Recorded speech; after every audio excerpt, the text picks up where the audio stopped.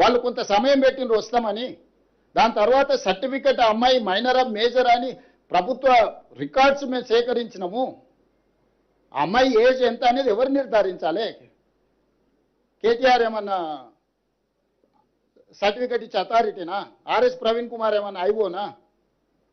ఐఓలు వెళ్ళి స్కూల్లో అమ్మాయి బర్త్ సర్టిఫికేట్ తీసుకొని 10th క్లాస్ సర్టిఫికేట్ తీసుకొని అమ్మాయి హాస్పిటల్స్లో బర్త్ సర్టిఫికేట్ తీసుకొని ఆధార్ కార్డు తీసుకొని ఆ అమ్మాయి మైనర్ అని నిర్ధారించుకొని ఇమ్మీడియట్గా ప్రభుత్వం యాక్షన్లకు దిగింది. కోర్టు కూడా మమ్మల్ని తప్పు పట్టలేదే. ఓన్లీ కేటీఆర్ కోర్టులో తప్పు. నాదే ఫామ్ హౌస్ మేము మీటింగ్లు పెట్టుకున్నాను ఒకటి చెప్తాడు, నాకు సంబంధం లేదని ఇంకోటి చెప్తాడు, అనుమతి లేకుండా కట్టుకుంటే ఏమైందని వాడు అంటాడు. నీతులు చెప్పడానికే ఉన్నాయని మాట్లాడొద్దని చెప్పురు దయచేసి మీరు కూడా కలిసినప్పుడు. నాకు తెలిసి మిమ్మల్ని కలవాడనుకుంటా.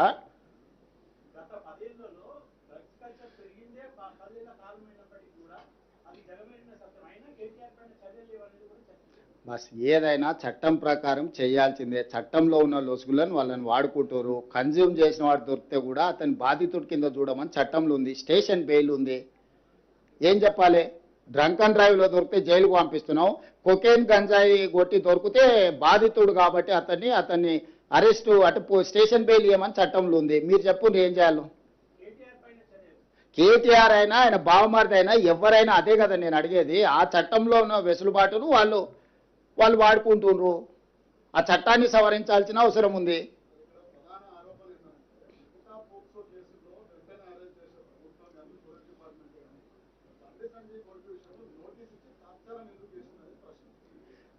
మీరు అడిగిన ప్రశ్న కేటీఆర్ అడిగినట్టుగానే ఉంది. ఏ కేసులైనా కూడా పోలీస్కి ఒక ప్రొసీజర్ ఉంది. ఇమ్మీడియట్గా కంప్లైంట్ వచ్చిన ఎంబడే ఎఫ్ఐఆర్ చేయాలి. ఎఫ్ఐఆర్ చేసిన తర్వాత 24 గంటలల్లా ఆ అమ్మాయి స్టేట్మెంట్ రికార్డ్ చేయాలి. గార్డియన్ ఎవరైతే ఉన్నారో Guardian has to take care of that girl. అక్కడ అంతకంటే ముందే ఒక కేసు ఉంది.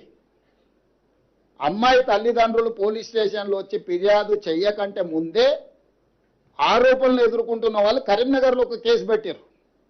ఆ ఎఫ్ఐఆర్లో ఏందనంటే అమ్మాయి మైనర్ కాదు మేజర్ అని ఒక వివాదాన్ని తెరలేపినారు. ఆ వివాదాన్ని తెరలేపినప్పుడు ఆ అమ్మాయి మైనరా మేజరా అనేది ప్రభుత్వం పరిశీలించుకోవాల్సిన అవసరం ఉంది. ఆ సమయంలో ప్రధానమంత్రి పర్యటన ఉన్నప్పుడు మీరు అన్నట్టే ఆ ఇంటి మీదకి 1000 మంది పోలీసులను పంపితే ప్రధానమంత్రి పర్యటనతో మా పార్టీ ఆకాశం అంతా ఎత్తెగిరింది, తెలంగాణలో మొత్తం గెలిచిపోతుంది, దీని మీద కక్ష సాధింపు చర్యల కింద పోలీసులను పంపించిందని ఆయన రెడీగా కూర్చున్నాడు. సో ఇవన్నిటి నేపథ్యంలో ఇది చాలా సున్నితమైన సమస్యను సున్నితంగా పరిష్కరించినాం. ఎక్కడైనా సెక్షన్స్లలో ఏమైనా లోపం ఉందా, లేకపోతే అరెస్టులో లోపం ఉందా, రిమాండ్లో లోపం ఉందా, కోర్టులో మా వాదనలో ఏమైనా లోపం ఉందా, ఎక్కడ లోపం ఉంది చెప్పండి. ఒక్కటే కేటీఆర్కు బండి సంజయ్కి ఏదో పంచాయతీ ఉంది.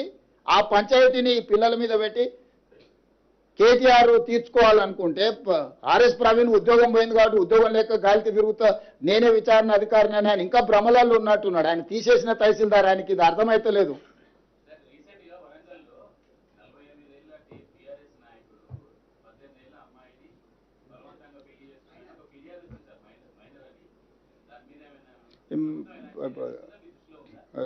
చారి గారు ఇప్పుడే మా దృష్టికి తెచ్చిండు. ఇమ్మీడియట్గా నేను డీజీపీ గారికి సూచన చేస్తున్నా, తక్షణమే చారి గారి ఫిర్యాదు మీద విచారణ చేయించండి. నేను వివరాలు తీసుకొని డెఫినెట్గా చెప్తాను.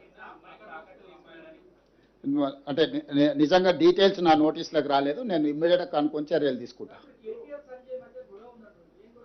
నాకు తెలియదు, ఉందేమో అని అంటున్నా. వాళ్ళిద్దరు ఆయన బండి సంజయ్ అన్నాడు కదా ఏదో నిన్న, అంతకుముందు కేటీఆర్ అన్నాడు కదా, వాళ్ళిద్దరే రోడ్ల మీద తిట్టుకుంటారు. అదే చెప్పిన, నాకేం తెలియదు. వెంకటరాజే తెలియకల్లోడు కనుక్కోవడంలా.